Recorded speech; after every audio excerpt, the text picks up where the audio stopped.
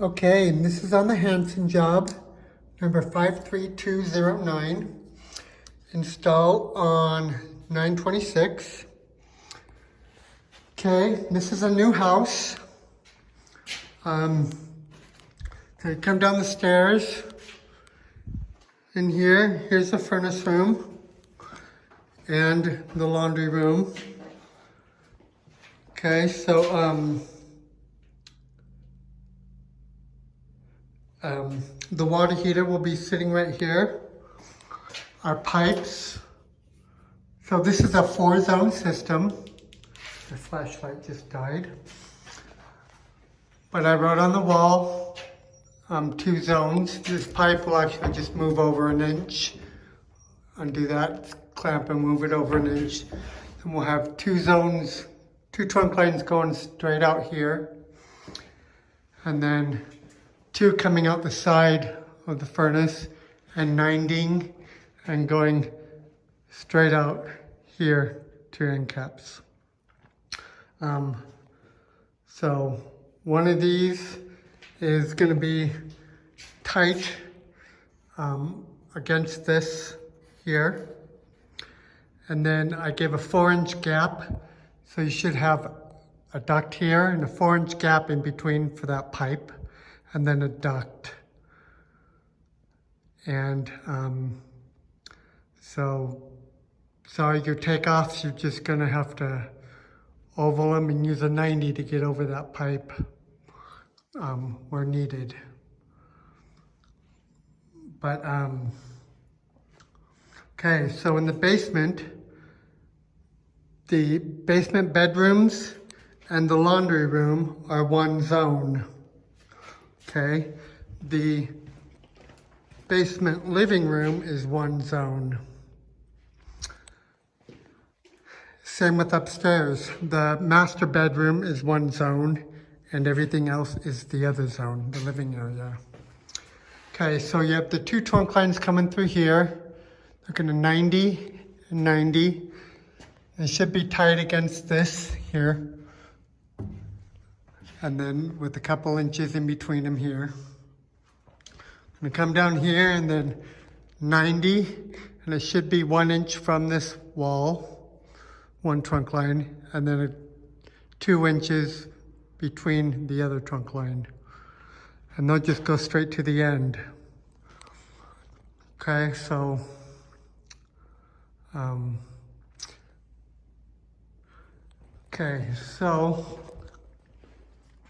let's see, down in the basement, well, I'll go over heat runs in a minute. Okay, so the return air, I wrote on this wall where to cut for the return air. I also marked on that floor where the furnace is going to sit. But the return air is going to be tight against this wall. It's going to be 12 inches. And the furnace is going to sit 1 inch off the sheetrock wall on the back. So 12, then you have a pure air, and then the furnace. So your duct's going to come up and you're going to cut out the side of the return air here. And I'll show you that in a minute. It's going to come up and then you're going to have a collector that's going to collect these 2 joists. So you're going to have to pan these 2 joists over above the furnace to the square area. So the square area, once you get to here, you're going to put a header on this side and you're just going to put headers inside these and make the actual square your duct up inside. So you're going to have no duct, just ductboard headers. Okay, you're going to bring it all the way out like that, all the way out where needed. You have 1 return air in the closet that's going to take up this area. So these 2, and then I think that's as far as you have to come, is these 2. But also I gave you some ductboard to line the sides. So you're going to line the side of this, you know, all the way down. And then the side of this one all the way down, you know, to here. And then the actual wall will be the rest of the header. So the sheetrock will seal it from there. But anyway, so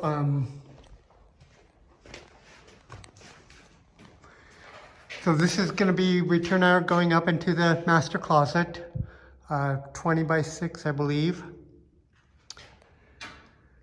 Then you're going to have a return air in each bedroom. So this one, you'll just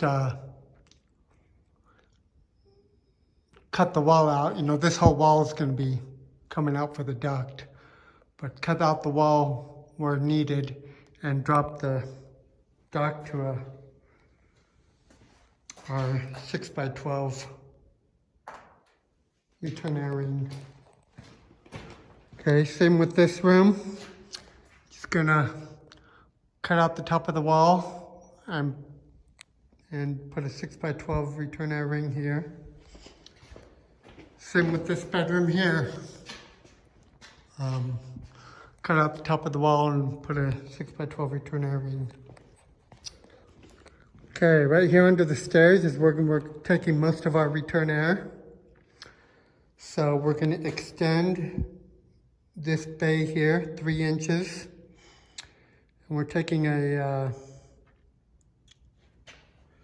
putting a 30 by 10 baseboard grill right here. And then on the other side, under the stairs, so this wall is going to be extended up with an end cap on both sides. Then you're going to take a canvas with 1 inch out and tie it to here, and then a 30 by 6 duct from point A to point B. Okay, this one is going to be 1 inch out, and just screw it to the studs and header it here. And I'm guessing they'll sheetrock this.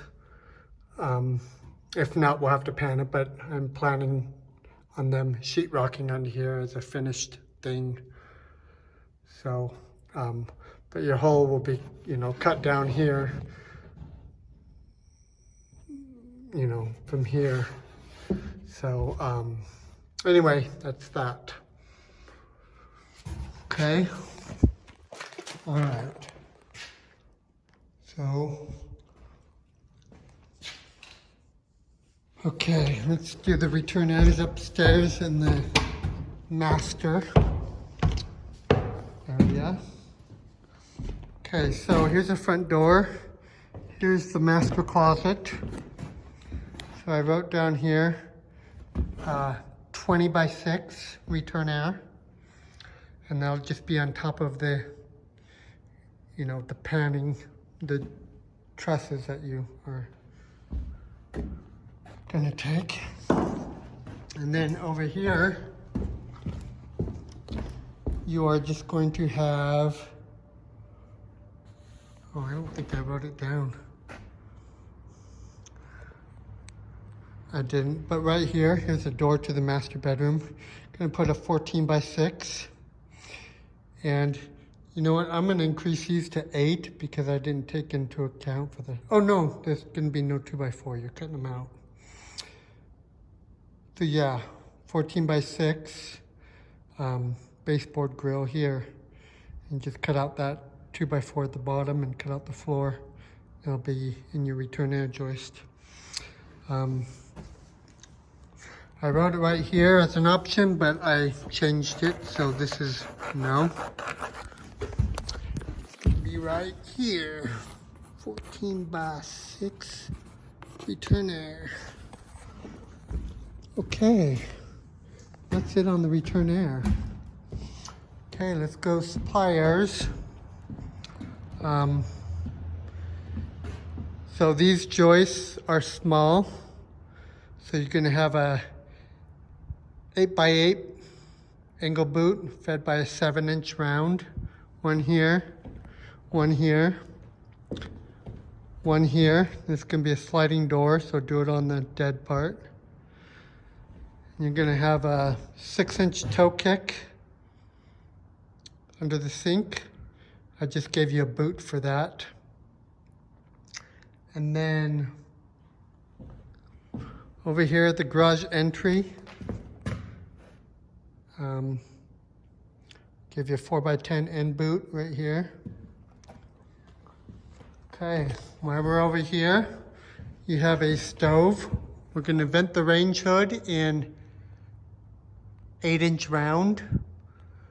So I gave you two 90s and 8-inch pipe, and we'll just go through the roof to a 8-inch turtle vent, J-vent type thing.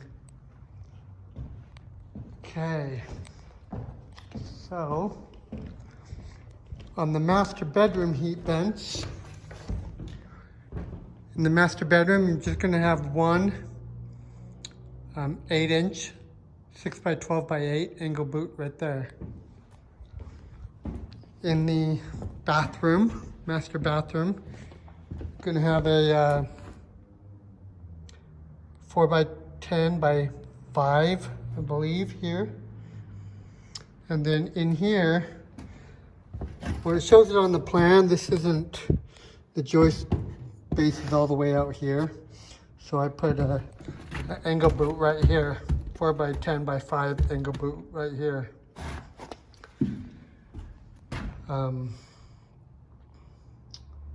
Okay, and over here in the master closet, put a 4x12x7 angle boot right there.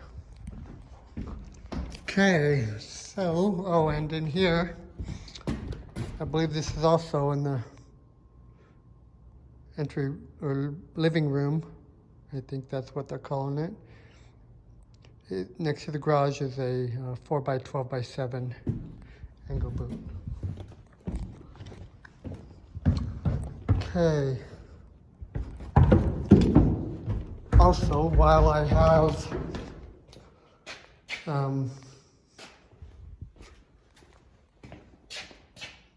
where we're talking about the range vents, so this is a furnace room again. I was told they're going to put some kind of a range or something down here. I'm not sure where, but they wanted us to vent it in 6-inch pipe.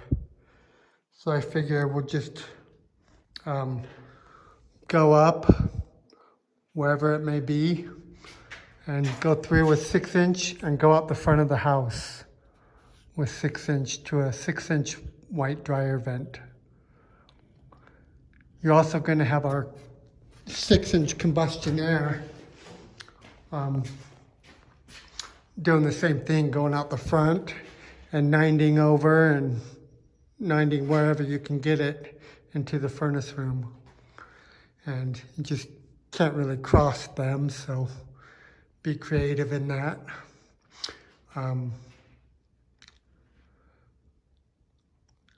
And you're also going to have a dryer vent.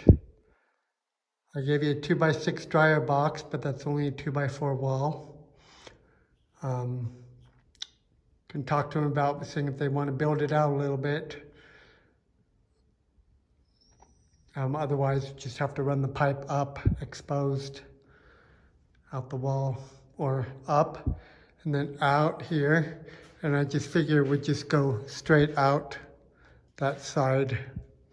It's just the same length as if you put a 90 on it and went out here, wherever. But either one. Next door, they put theirs out the front of the house. But I figure a straighter one is always better, especially since it's so long. But that's pretty much the only option because this is all porch. Okay, so let's see. Oh, okay, so our our water heater flue is going to go up right here in the corner. The 5-inch B vent. Let's go up there real quick and look. Okay, here's the front door again. Right here. This area right here is where a 5-inch B vent is going to come up. And our furnace flues will also come up through there. I think that'd be best since we're so tight with our heat vents, trying to get 2-inch PVCs in the middle of them. So we're going to come up with our other 2 PVC flues up through the roof to a concentric.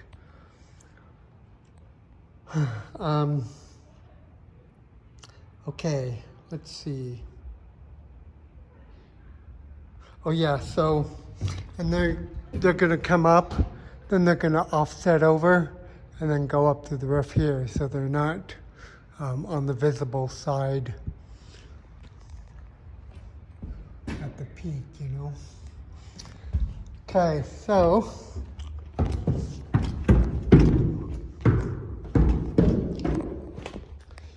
in this bedroom, which is going to have a 4x10 over each window, as close as you can get it. You know, you do have some obstructions here to deal with.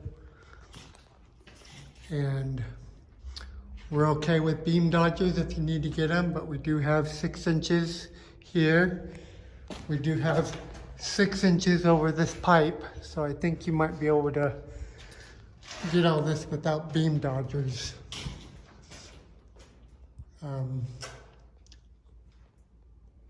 Okay, the bathroom, let's see. I'll put a end boot right here over the door there. Okay, in the basement living room, again, we have a 6x8 angle boots fed by 6-inch rounds. And we have 4 of them, so just evenly space them as, you know, one over the window and you get it. Okay, we will vent the bathroom fans. I figure, what's the dang toilet? Oh, here it is. So this one would just go up and through to a white side vent, dryer vent. And there'll be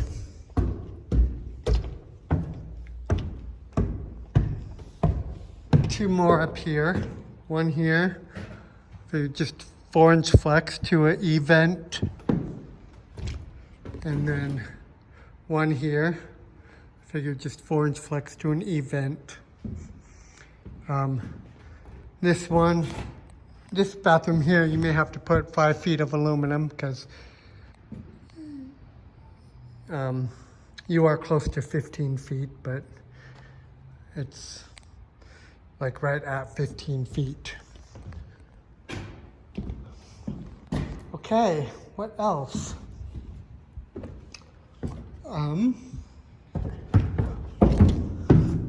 Okay, the air conditioner is going to sit on the east side over here. It's actually a heat pump, so pull extra wires. Well, it's communicating, so probably only need 4. But run a new line set, and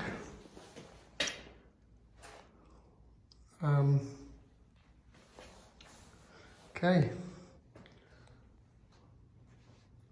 I believe that's it for now. Thanks.